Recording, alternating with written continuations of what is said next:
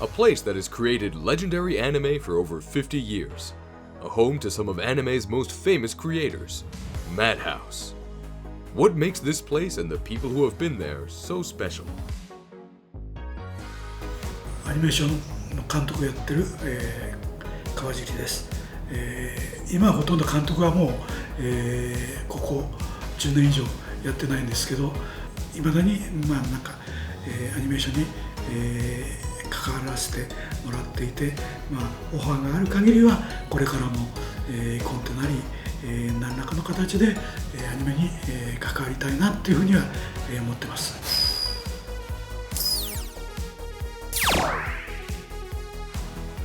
He's a founding member of Studio Madhouse and a director who was on the front lines in the first American anime boom with works such as Wicked City, Ninja Scroll, and Vampire Hunter D.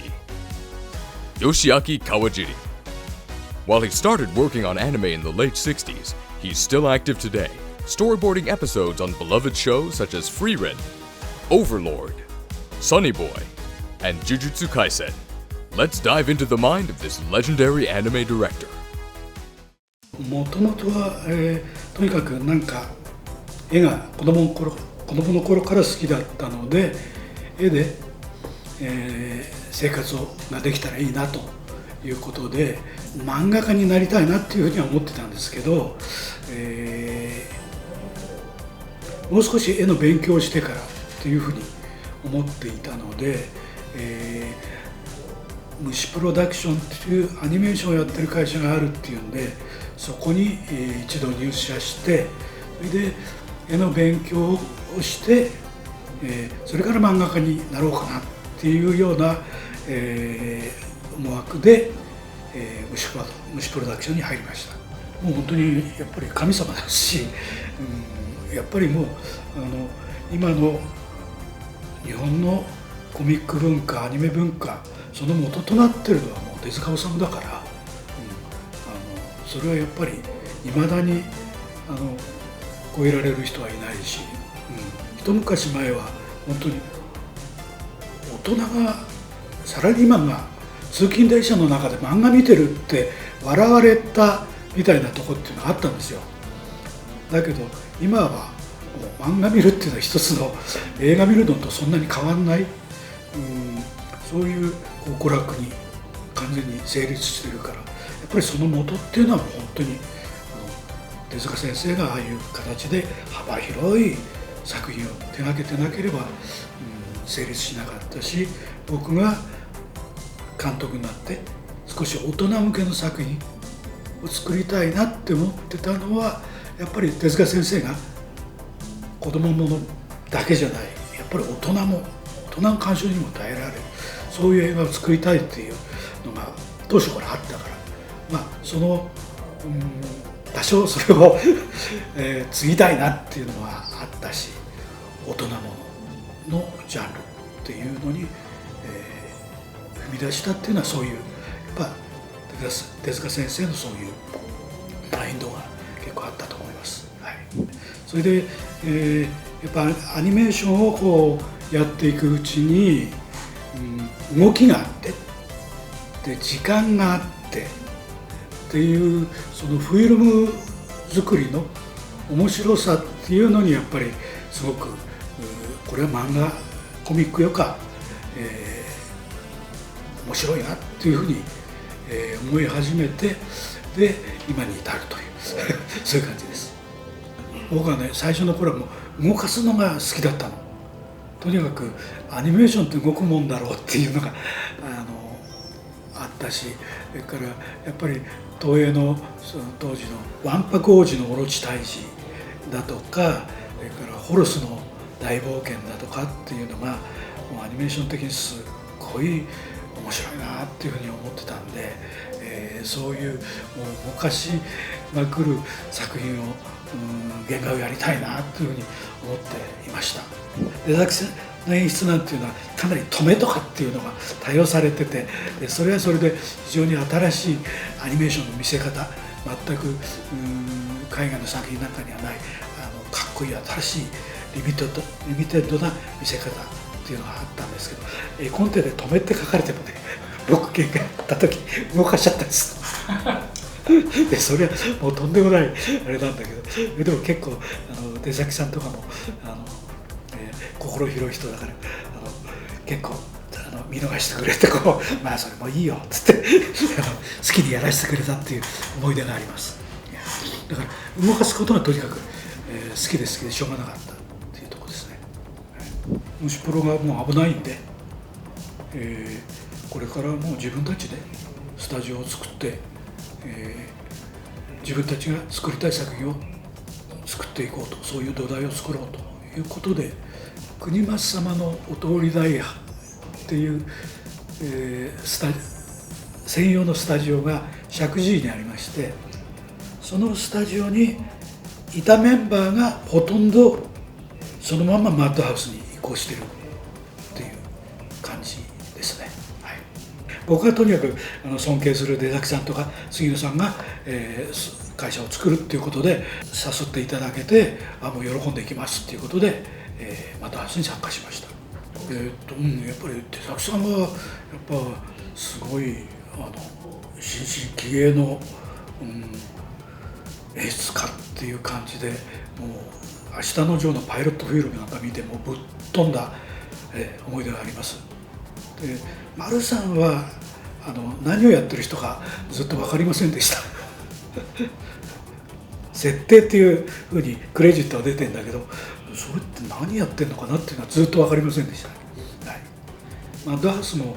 何期かありますから、初期の段階では丸さんはそのプロデューサーでもなく設定っていう立場だったし、出崎さん杉野さんたちが抜けちゃった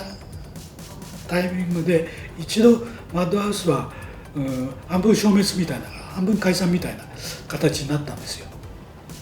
それで、丸さんがもう一度なんかやりたいっていうことで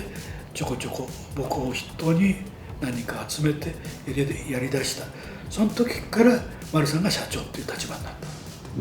コミックで竹宮恵子さんという女流漫画家の方の作品で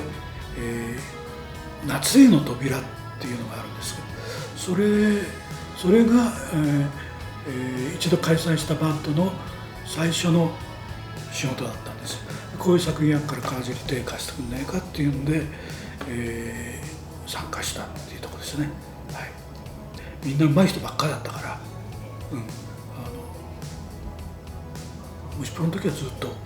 普通にそういうシステムはなかったですね。で夏への扉の時に丸さんが新しくやろうって言って正木森さんの根底をかなり変えた形でレイアウトを作ったんで、多分絵コンテのタッチだとかなり男性的な、レイアウト、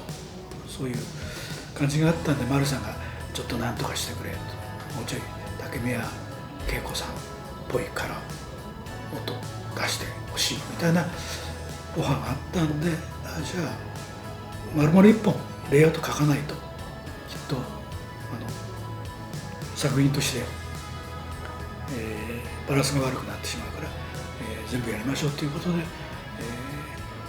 全カットレイアウトそれから全カット第一原画を一人でやりました。それがスタートですね。それがすごいですね。いやもうその頃は全然パワーがあったから、そんなのはどうってことなかったです。いや、幼獣都市もレイアウトシステムを取ってます。後に悟空でコンビ組む浜崎君だとかが参加してくれた時に、その部分のパートはレイアウトお任せで、浜崎君の方にお任せでやりました。それ以外のとこはほとんどはレイアウト取ってる。今に比べたらその当時っていうのはフィルムの感度も全然悪いし、セルに色塗りする絵の具の種類数っていうのも圧倒的に少なかったんですよ。多分ジブリでも多い時で200、300とかそのくらいだったと思うんですけど、僕が幼獣の時にやったマットの色数なんていうのは本当にもう40、50っていうレベルじゃなかったかな。その色数を組み合わせて色指定をしていかなきゃいけない。で一番数が多いのがブルーだ。でフィルムに一番、フィルムが感度よく見えるのがブルーだった。それでブルーを多用したっていうことがあります。それで特に幼獣はちょっと冷たい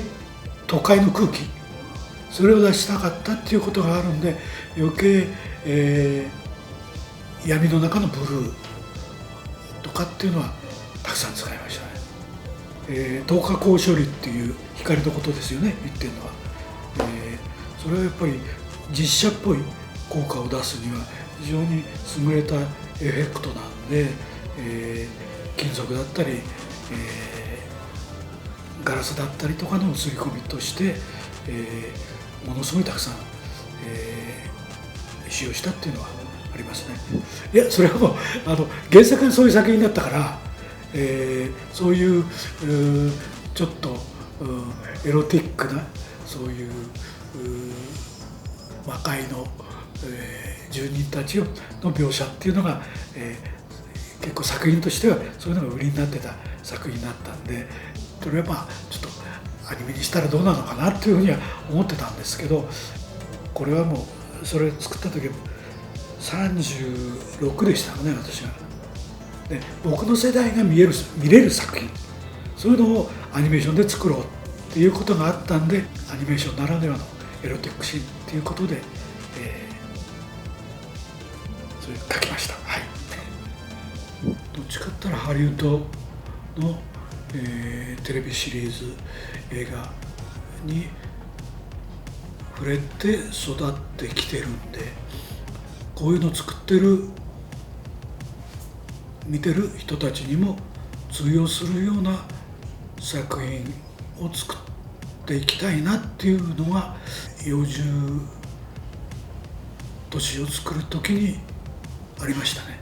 そういう海外でもこういう設定が分かりやすい設定にしたいとか、ハンター D も十兵衛も、割と時代劇のこと知らなくても外国の方が見て割とすんなりストーリーを把握できるんじゃないかなっていうようなことはすごく、毎回意識してやってきたつもりです。もともとは英語版だけでっていうことだったんで、音響作業、音楽、エフェクト全てアメリカの方で作ろうという形で、ただもうフィルム自体は、全て日本でマッドハウスで作りました。音響作業で、サンフランシスコでやったんですけど、サンフランシスコのスタジオに詰めてあったんですけど、その時にやっぱりちょっと向こうの、エフェクトの入れ方っていうのはちょっと、違ってて、ちょっとアニメにねあまり慣れてないスタッフだったのかもしれないですけど、ちょっと不安な面もあったんで、日本の音響監督さんも後から呼んで一緒に付き添ってもらって、で、ちょっといろいろ直さなきゃならない部分があるなということで、効果に関してはかなり日本で、直しています。僕の子供の時代だとやっぱりジョン・スタージスの、マグニフィセント・セブン、それからグレート・エスケープ、これはやっぱりもう映画ってこれでしょっていうねその後はジョージ・ロイヒルとかもすごく好きで、ブチ&サンダースとかスティングだとか、その辺はすごくハマりましたね。でもうそこからあとはもう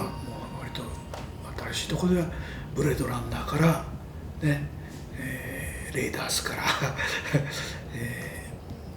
マッドマックス、それから、特に僕が好きなのは、ジョン・マクテイアナ、ダイ・ハード、プレデター、もうほとんど僕と同じ世代、で彼の作品はすごい好きです。僕が日本の時代劇で大好きな監督さんで、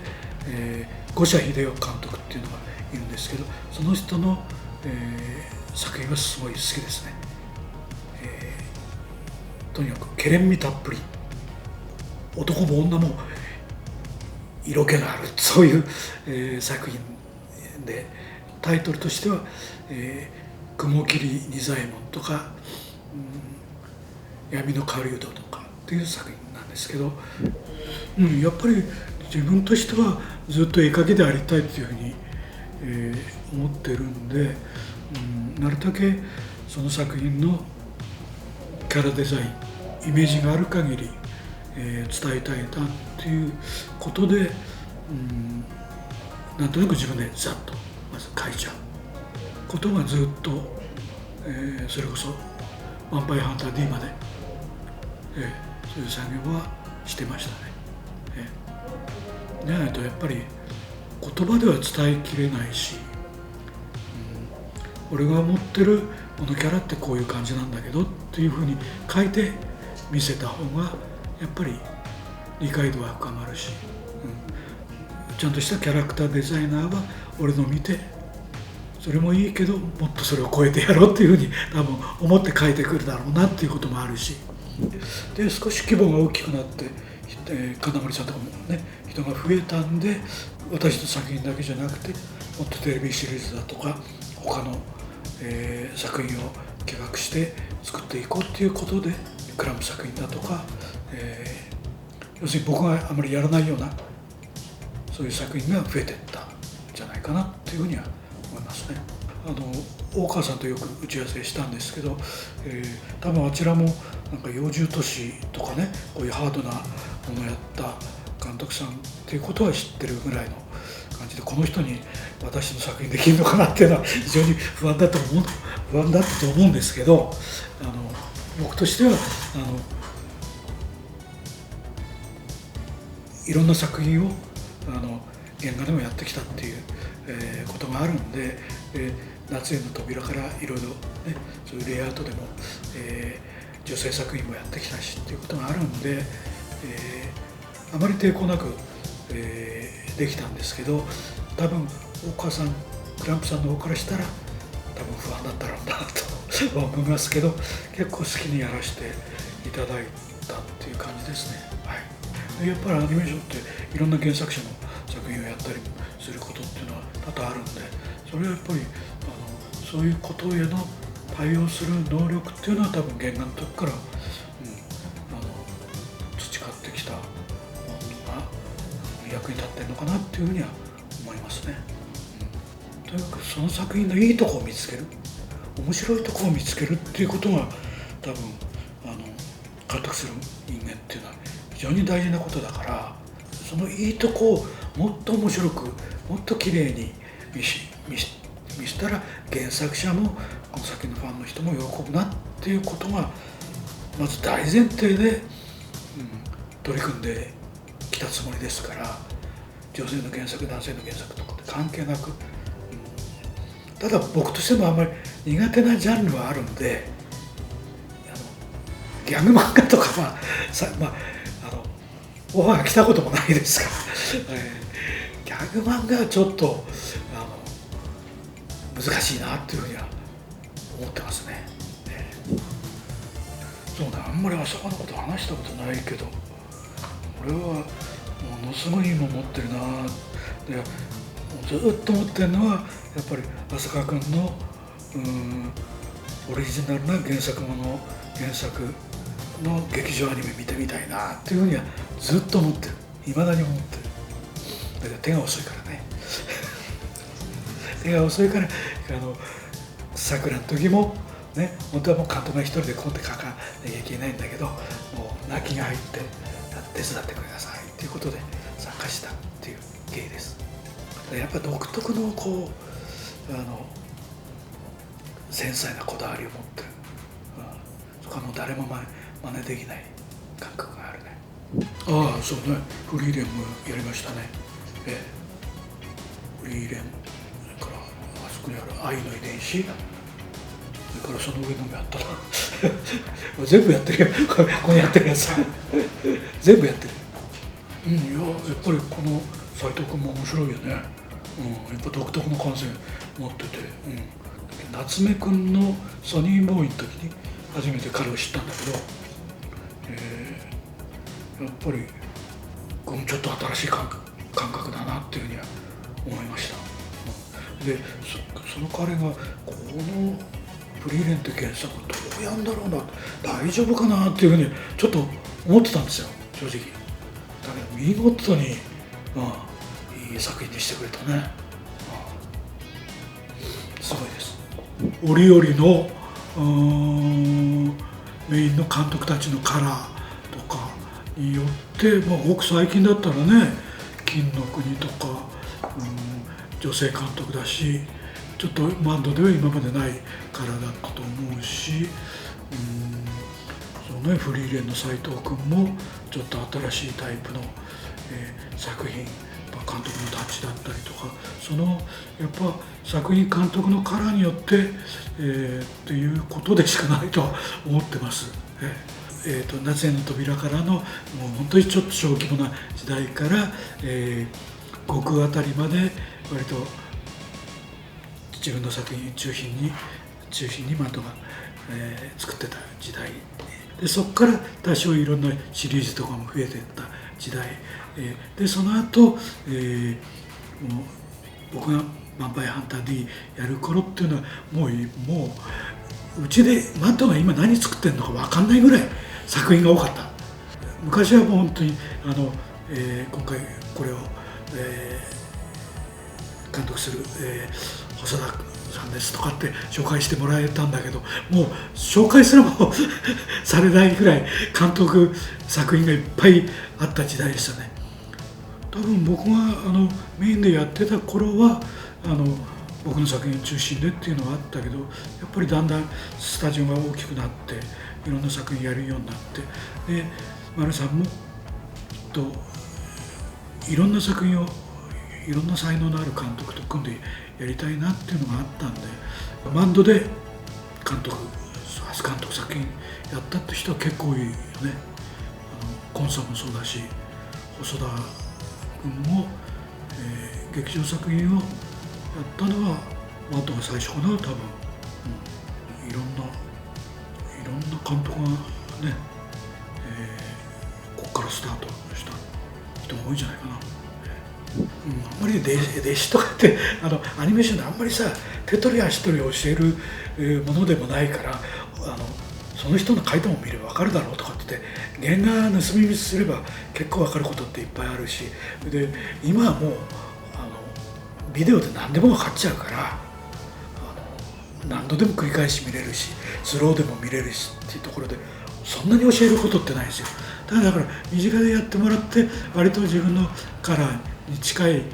ものをやってくれてるのが小池君だったりするかな。もっと俺よくセンスいいからもっとおしゃれな感じだけど、一番なんとなく自分の路線に近いかなっていうふうには思いますね。だからもし仮に10名の続編アニメなんつったら小池君やってくれたらいいなっていうふうには一番に思います。あと岡村君もね、岡村君も自分の作品いっぱい付き合ってもらって、いい仕事をしてもらって、でいまだにね、なんだっけヒーローアカ僕のヒーローアカデミアの監督とかやって活躍してるから、まだまだ頑張ってほしいなっていうふうには思います。50年続いたことは信じられないよね。それがすごいよね。こういうショーをやってて50年続けてるって、で誰が偉いのかって言ったらよく分かんないし、やっぱり、いろんな監督が育っていろんな作品が、ここで生み出されてっていうところでの、信頼度みたいなことは多分、海外の人からにもきっとあるんだろうなっていうふうには思いますけど、一言で言ったらもうアニメ作品をいっぱい作ってきた会社これが一番マッドハウスのすごいとこかな、と思います。はい。はい。 This concludes our interview with the legendary anime director Yoshiaki Kawajiri. In the next episode, we sit down with a director known for his extensive research and attention to detail, Sunao Katabuchi. Want to learn more about Studio Madhouse? Make sure to subscribe to the channel so you don't miss the next interviews. ちょっと話して川尻さんが恐竜が好きと言われましたが、はいはいはい。じゃあ恐竜のいいところとか説明してくださいませんか？いいところそうどれが好きっていうのはないんだけど、やっぱりこういうのがいたっていうこと自体がやっぱり一番面白いことかな。でやっぱりスピルバーグの「ジュラシック」見た時にね、いたんだって思ったもんね。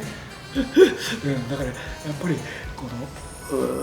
誰も見たことはないけど、こういう生物がいた、こんなでかいもんが地球の上歩いてたんだっていうところが一番の魅力かなっていうふうに思いますね。